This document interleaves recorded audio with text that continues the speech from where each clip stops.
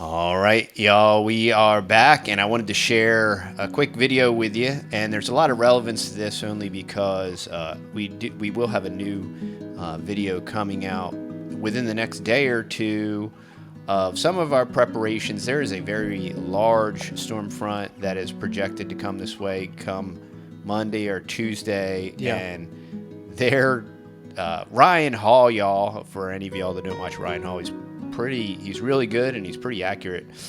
He's calling for a potential very large storm, very much in our general location.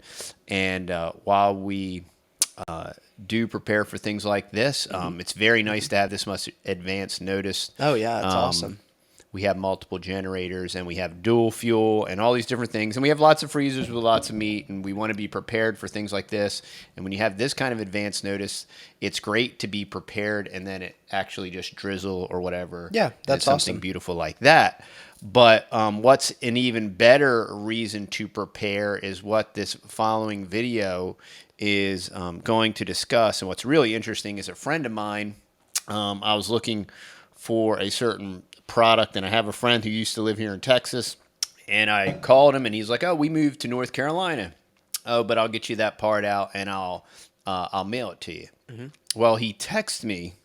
So he texted me on Monday. He said, "It'll be mailed out today. We're in Moore County, North Carolina. On Saturday night, someone or a group went around and used a gun to hit key parts on 13 electrical substations, leaving the entire county without power. Most homes are heated and cooled by electrical usage. So it's 58 degrees in our office and house. It'll take a week to fix, which is estimated." And then he even said, "I wonder, is this the deep state causing this problem?" Well, I don't know if y'all remember a year or two ago when this happened in the Pacific Northwest, and it just so happened that I think this video went up from really Graceful.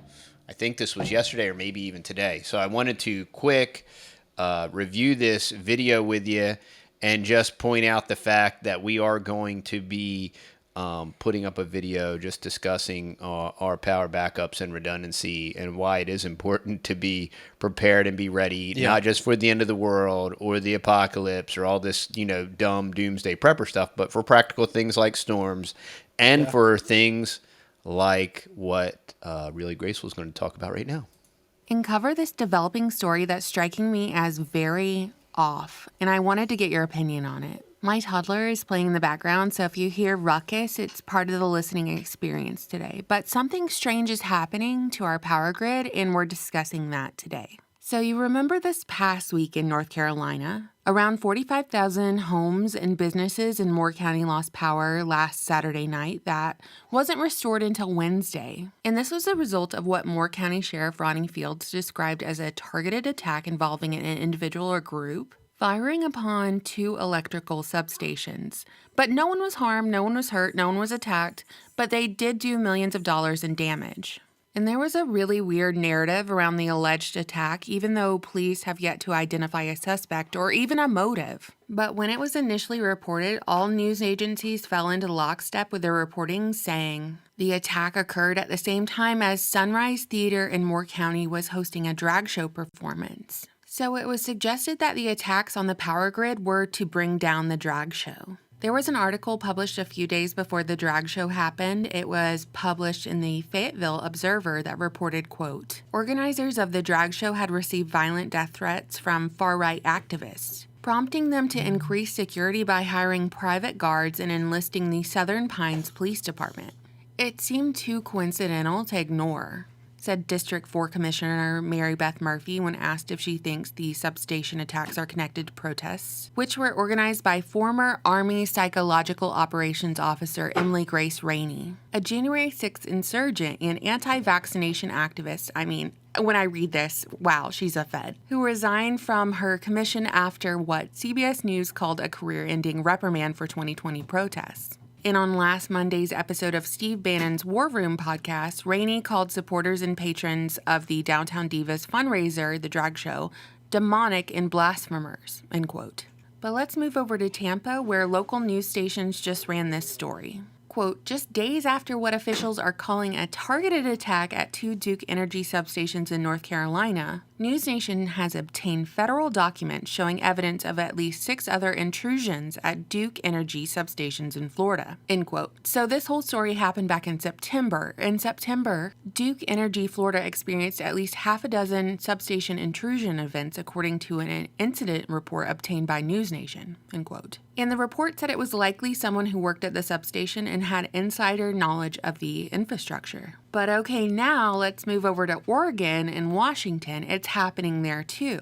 In this report published on the 7th of December, saying that both states recently had, quote, physical attacks on substations using hand tools, arson, firearms, and metal chains, possibly in response to an online call for attacks on critical infrastructure, end quote. The memo goes on to say that the aim is to cause widespread power failures with the potential impact of social disruption and violent anti-government criminal activity, end quote. It's very interesting to me that they've specifically mentioned some buzzwords like anti-government criminal activity, far right, anti-vax, and who they speculate is responsible for these attacks to the power grid, even though it's looking like in all these reports they haven't identified or nailed down a suspect. So how could they possibly know that? So I just wanted to point out this trend and point out that they're shaping the narrative around power grid attacks and failures. It's the conspiracy theorists, the far right, the anti-government minded, the anti-LGBTQ XYZ, the anti-vaxxers. That's who's responsible for them. It's very, very interesting, and it's quite brazen. So is something strange going on at these substations? What do you think? You know, I always look forward to your comments. Thank you so much for watching and subscribing. So we'll post the link to Really Graceful's video down below. Yep. It's very now. One interesting thing, Really Graceful took her information from public record. My personal contact in North Carolina that lives there, in his text message to me, he said there was an attack on 13 Not substations in North Carolina. So that's much more extensive, but it's very interesting to see how this is going on in different regions, such as Florida and also in the Pacific Northwest. Yeah. And this has happened before in the past. And what I'm going to do is, I know one of the VPs to one of our larger providers. I'm going to text him and see if they have heard anything or if they're preparing for anything or how all that works, because this all stays within that network. So obviously the news is going to go around. And then obviously they certainly don't know who has done it. But of course, it's some anti-vaxxer, right-winger, anti-drag show. Because, there's so many people that these drag shows are so important. That's why Tractor Supply has to support their community by grooming children to propagate the drag and the whole transhumanism. What's this about? Transhumanism. Why are they doing this transhumanism? Yeah. But then, of course, the patriotic tinfoil conspiracy hat-wearing theorist anti-vaxxer is obviously, gun-toting, gun-loving American is the one that is, they don't like having power and they want everybody to be without power because somehow making the power go out is going to advance the anti-vax, anti-drag, anti-American agenda. Somehow that is going to... And in reality, the feds did it. This is pretty simple. It's true. In some level, the deep state did this, however you want to look at it. So, that's very obviously obvious. And the longer it takes them to find a patsy, it's even more evident and more obvious who did it. All right, y'all. So, and we will have a video coming out on our power backups redundancy and what we're doing. We're going to fuel up and propane up and get ready for this wicked blow that's coming in Monday, Tuesday is what they're saying. So y'all should be getting ready if there's any kind of storms in your area. But this is your classic. There's going to be lots of tornadoes in mid-December. So this is all business as usual, y'all. So welcome to the new normal. In clown world, tornado season is every month. But just remember, you are here. Exactly. Exactly. And unfortunately, so am I. Yep. So that's where we be, y'all. So hope you all have a great day. Thanks for watching. Like, share, subscribe. Absolutely. We'll see you all in the next video. All right. Bye, See y'all later.